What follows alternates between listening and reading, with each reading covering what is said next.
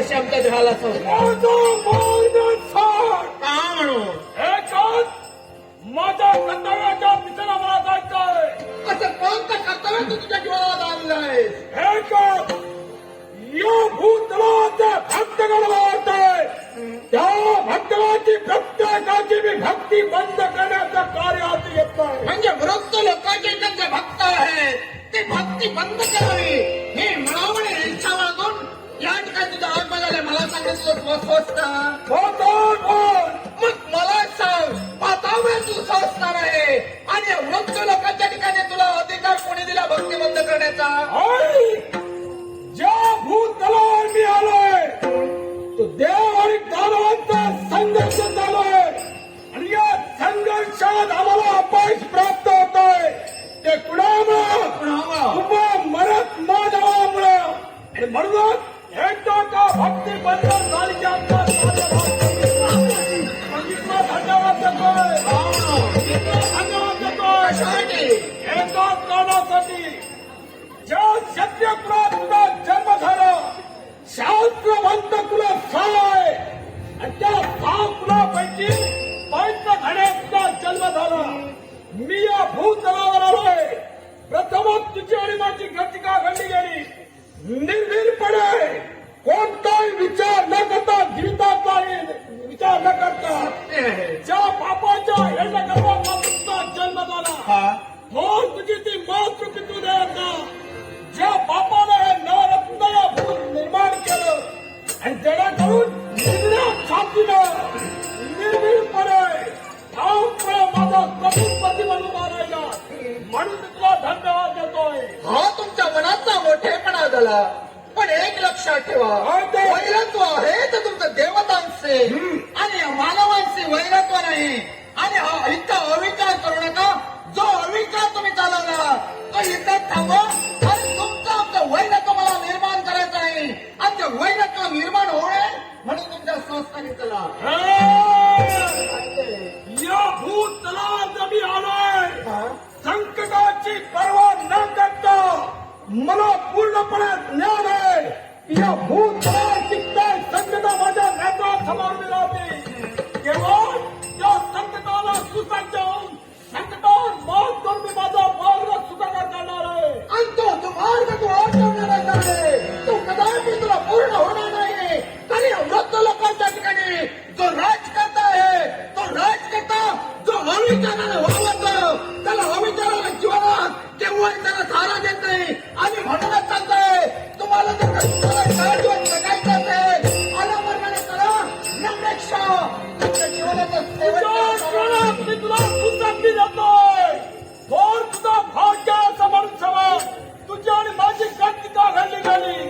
हे धर्म कार्य हाती घेतलंय.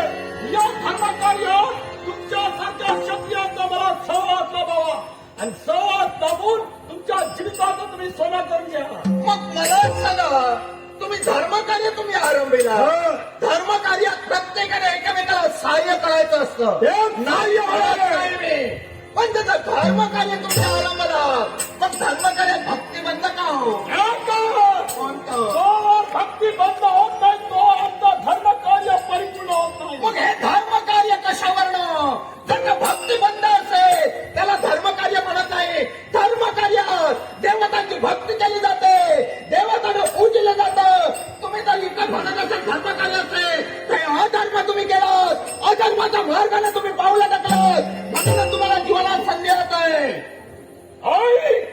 तुझ्या बुद्धिमत्ताप्रमाणे धर्म कार्य नसेल मी करतो अधर्म पण हा एक लक्षात घे माणसाचा जीवाला खेळ आणि माणसाचा जीवन जन्म आणि मृत्यू हा रेखाटलेला आहे. मध्यंतरी माणसाच्या जीवनात कोणत्या रंग भरून स्वतःचा जीवन साकार करून हे मी पूर्ण करण्याची मला दिसू नको. आणि म्हणूनच सांगतोय माणसाचं जीवन अशाश्वत आहे.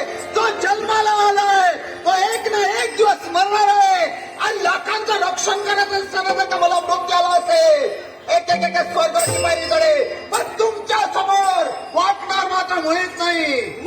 क्षत्रियाला नमण्याची फार प्रतिज्ञा केली आहे. जर क्षत्रिय माझ्या जनाची नमले नाही तर एक लक्षात घे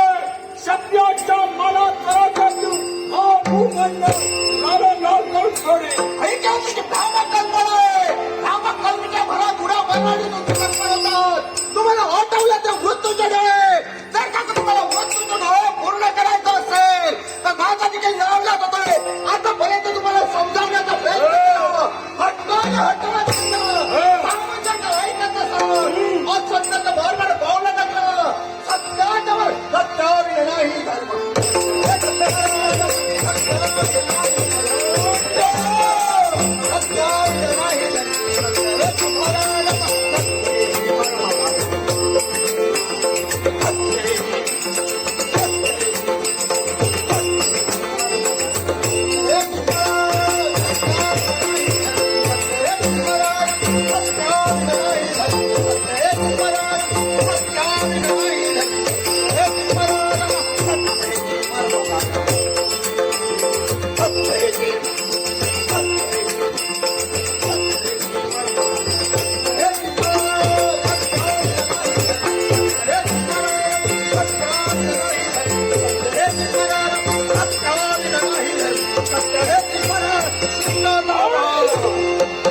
आणि माझा वैराग्य नसल्यावेळी हे तू वैराग्य निर्माण केलाय.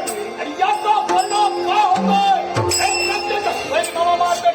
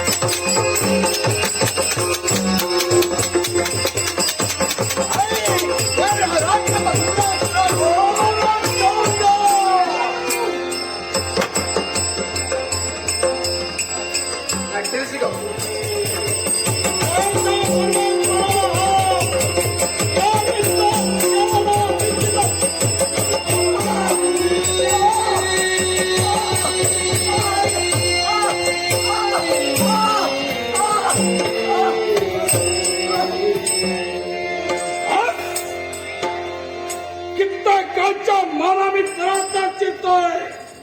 या भूमंडळात कित्येक क्षत्रिय क्षत्रियाला साधा